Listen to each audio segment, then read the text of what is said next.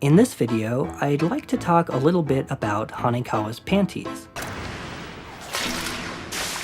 More specifically, I want to discuss a principle known as Chekhov's gun. Chekhov's gun is a term coined by short story author Anton Chekhov, who once wrote the following. If you say in the first chapter that there is a rifle hanging on the wall, then in the second or third chapter, it absolutely must go off.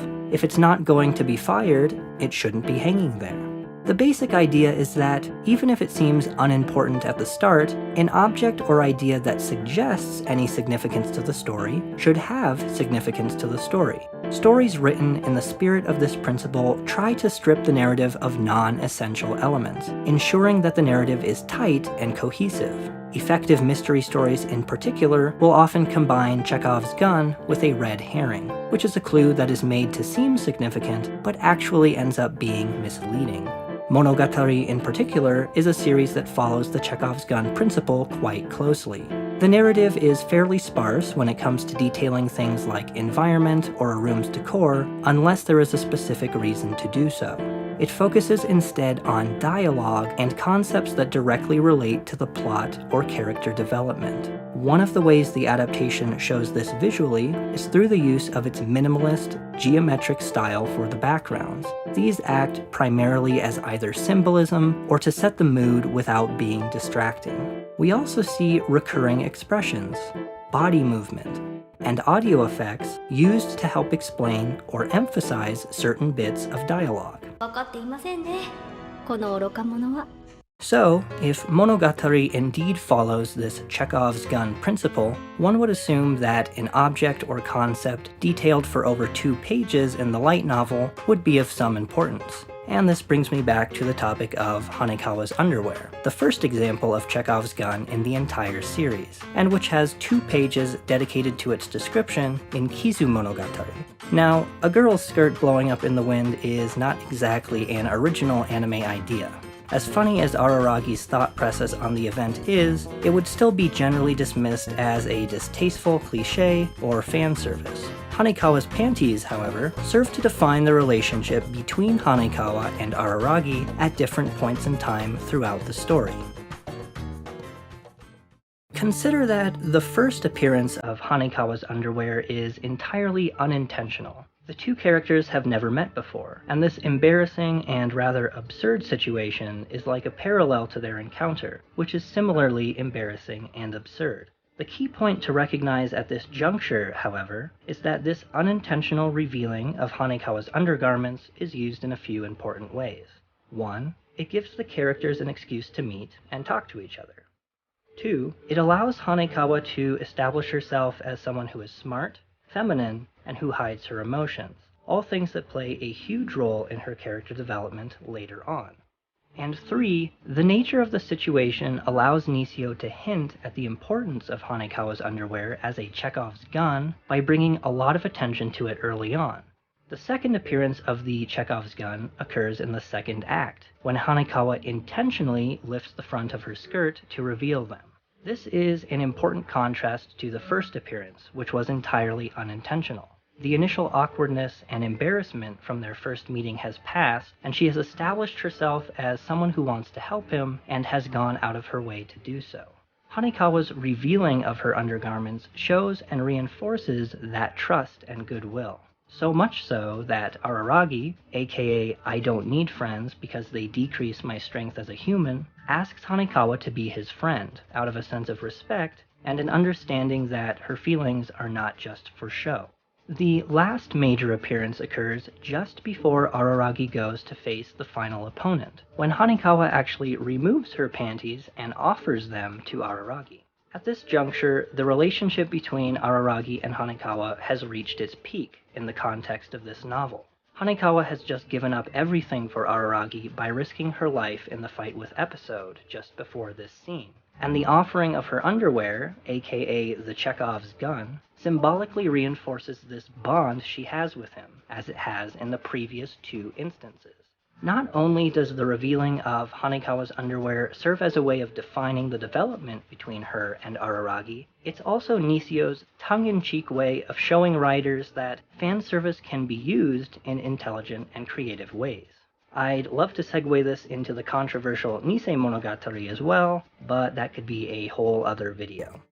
This was just one example of how Nisio uses Chekhov's gun in Monogatari, but interested viewers should be able to recognize plenty of others in the series as well. For now though, I'd like to shift our focus over to Ougi Oshino, keeping the principles of Chekhov's gun and symbolic foreshadowing in mind. As a small disclaimer, I'm not interested in trying to convince the audience of my own theories, so this will mostly be food for thought and analysis of some symbolism that I find interesting. As an introduction to this topic, let's cover the Ougi fundamentals taught to us in the Owari Monogatari math class and language class, in episodes 1 and 4 respectively. The concept is surprisingly simple. In math class, we essentially learned that Ougi Oshino equals Ougi Oshino, and there's no other way of logically expressing it. This is because, and I quite like this line, no matter what she does that may seem out of character, it always ends up being characteristic of her. Perhaps we could relate it to the idea that anything multiplied by 0 always equals 0. In language class, we are taught that if we were to write out an existence such as Ougi Oshino in a novel, it would end with just one line. オシの扇はオシの扇だった。めでたしめでたし。一行だ。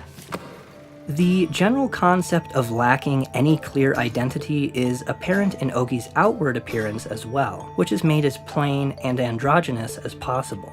Short hair, jet black eyes, gloves that cover the fingers, not too tall nor too short, and leggings or pants to prevent any extra skin from showing. Her voice is borderline emotionless, containing just the bare minimum of inflection, and her occasional exclamations of surprise come off as forced and creepy. Even calling Ougi a she or a he feels incorrect, though for the sake of convenience, I will use the female pronoun since this is how Ougi is referred to throughout the majority of the series. Despite her establishment as having no categorized role or identity in the series, Ougi does self-describe herself to some extent. For example, as Oshino Meime's niece, a first year at Naoetsu High School, a punisher of liars, and a listener to all kinds of stories, who says she has fun making sense of contradictions. But perhaps most importantly, since I believe this concept is foundational for everything else Ougi does and says, is the idea that she wants everything to be proper. Now what I struggle with when trying to understand properness from Ougi's point of view is that, well, it's a point of view. Yotsugi briefly touches upon this subject in Tsuki Monogatari. She suggests that her own existence, which humans might call improper, could also be seen as an extreme form of human existence, at least on certain conceptual, philosophical, or semantic levels. Properness is dependent on the contradiction that is individual objectivity, a concept that we see early in the series when Araragi learns that Senjogahara can't perceive Hachikuji. We're forced to consider the perception of oddities versus the lack of perception, and the effect this has on an individual's perception of objective truth. We could say that both viewpoints are true, but could we say that both viewpoints are proper? It's not a concept we can fully contextualize yet, but I'm curious about the role the subjectivity of properness might play in Owari Season 2 and in understanding Ougi's identity. Now let's revisit the idea of Chekhov's gun and symbolic foreshadowing. There are a couple of major recurring examples of these that are associated with Ougi. The first is time, which in this context is represented as a clock in the adaptation. In fact, the first time we see Ougi in the series is preceded by a shot of the big school clock, changing to 4:14. Ougi then begins her traffic light discussion by talking about the 3-second time lag before a green light turns into a red light. Now, the translation suggests that Ougi calls this time lag the blank 3 seconds of an intersection, when everything comes to a halt. Keep that concept in mind as I move to the next example. The clock, which some may have also deduced is the Chekhov's gun here, makes a reappearance in the beginning of Otori Monogatari. It is first established in this shot, as Nadeko is walking to school, displaying 8:11 a.m. It is shown a couple more times to establish itself, here at 8:15 and again here at 8:18. It is then that we are given a slower, more focused shot when the clock turns to 8:20. This is followed by a cryptic visual of a clock moving in reverse, overlaid by visuals suggesting Ougi is putting Nanako into some sort of hypnotic state of time dilation. This is what I would call one of those blank 3 seconds of an intersection. That time when everything comes to a halt and the green light turns into a red light, signaling danger. And as we see in the final shot of the clock in this scene, it's much farther forward than any time before, displaying 8:40 a.m. 20 minutes lost and forgotten until the end of the arc, of course, when the forgotten content is revealed to us. Moving into Owari Season 1, in Episode 1, the driving symbolic force behind the entire situation is the time on the classroom clock, stopped just before 6 p.m. And in Episode 3, we see not 1, not 2, 3, 4, or 5, but 6 different clocks. This includes some more of that spooky time dilation hypnotism, exactly like what happens to Nanako in Otori. So time and clocks are clearly important symbols associated with Ougi, at least in the adaptation. Even more importantly, however, is the foreshadowing this Chekhov's gun is associated with. Blank sections of time, holes in our memory, times in our life when everything comes to a stop and the traffic lights turn red. The other major example of symbolic foreshadowing with relation to Ougi is her connection to Araragi. The symbolism is pretty blatant, and it recurs with some frequency throughout Owari in particular. For example, Ougi says many times to Araragi, "It's not what I know, it's what you know." There's an interesting line she says in Episode 2 as well. 私だって小中学校の頃の自分なんてほとんど忘却の彼方ですよ。私はつい最近生まれたんじゃないかと思うくらいです。 This is a direct correlation to Araragi's own forgetfulness about his grade school years. For a couple other examples, Ougi is visually represented as Araragi's shadow in Owari Episode 4, and there is even a text flash in her eyes at the end of Owari Season 1, translated as Koyo Mist, which would imply that she is like an expert in the field of Araragi Koyomi. The theory making its rounds amongst adaptation viewers is that Ougi has some direct connection to Araragi. Some have suggested that she may be an oddity born out of Araragi's subconscious, so to speak. As I said previously, I'm not here to try to convince anyone of my own theories, but I would like to posit an idea for the sake of discussion.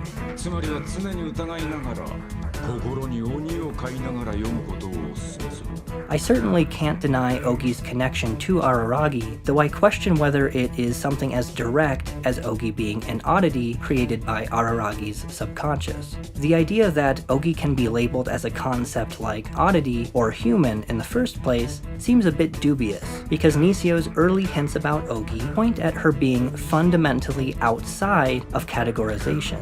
From a logical standpoint, also note that Ougi is privy to information that Araragi is not, most notably the name of Shinobu's first minion. So perhaps Ougi's connection with Araragi has more to do with what Araragi is, or what he knows, and less to do with what Ougi is. In other words, perhaps it's the importance of Araragi's conceptual role in the story, which may be deeper than we currently realize, that makes him Ougi's primary focus.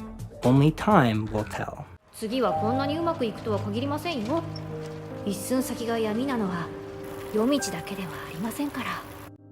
Well, I've written and rewritten this 4 times now, and I think it's about time to call this good. I hope you found this video interesting and would love to hear any thoughts, theories, critiques, questions in the comments below. I also have to give a shout out to the Araragi subreddit. From what I recall, you guys made up about 50% of the traffic on my last 2 videos, and that is greatly appreciated. I'm glad that you guys are enjoying them. But that will about do it for now. Take care, and thanks for watching.